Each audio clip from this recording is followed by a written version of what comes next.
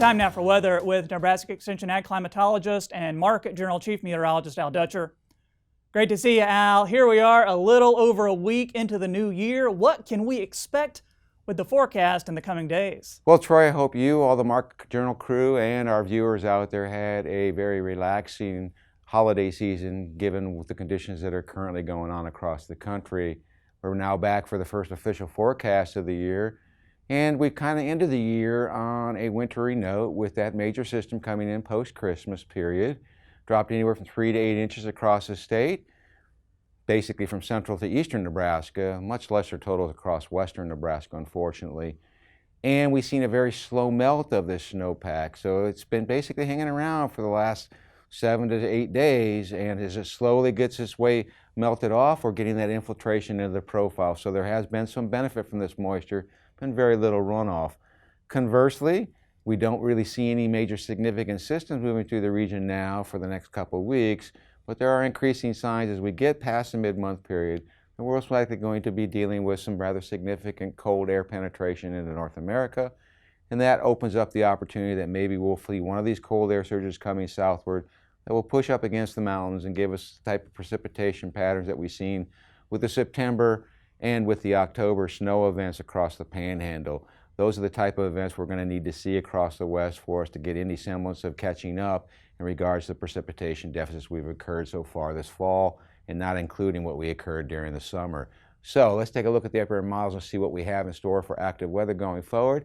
If we look at the upper air pattern, some of the troughing action with the systems that have been moving across the United States the last couple of days have actually resulted in carving out a fairly significant trough across the United States, but the cold air still remains well up to our north. So high pressure is firmly in control across the northern plains. We do see the scattering of snow, but they are basically with energy moving through each of the jet cores, and there's just no consolidated big storm system. This low pressure starts to move eastward as we go into tomorrow. High pressure is firmly in control across the central plains, so most of the moisture with this system will stay to our south. We'll still remain in the cooler air to the north of this system, but overall we're basically right around where we should be in the 30s for highs.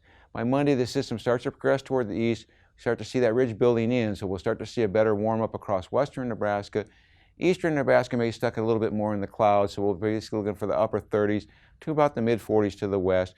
Precipitation once again slides down toward the east of us.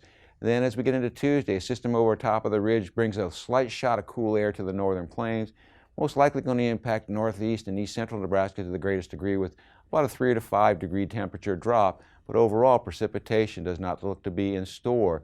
Then as we get into the midweek period, this high pressure tries to build into our region. It looks to be the best day of the week, with highs basically in the upper 40s to the lower 50s statewide, before that cold air starts to come in later in the day associated with the trough of energy trying to develop across the eastern United States. And by the time we get into Friday, we start to release that cold air into the eastern half of the state and points off into the central and eastern Corn Belt. High pressure starts to build behind it, so we're going to have a quick shot of cool air as most of the precipitation stays to our north.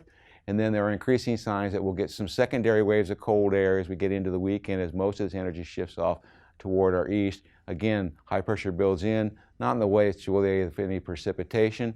As we go even farther out into the future, 8 to 14 day forecast from next Tuesday to the following Thursday says above normal temperatures. I think this is way off, below normal is in store. And in terms of precipitation, with those cold air events coming in, we actually may see a little bit in the way of snowfall. So Troy, overall, it looks like just a fairly typical winter pattern with maybe a chance for some snowfall and cold air late next week.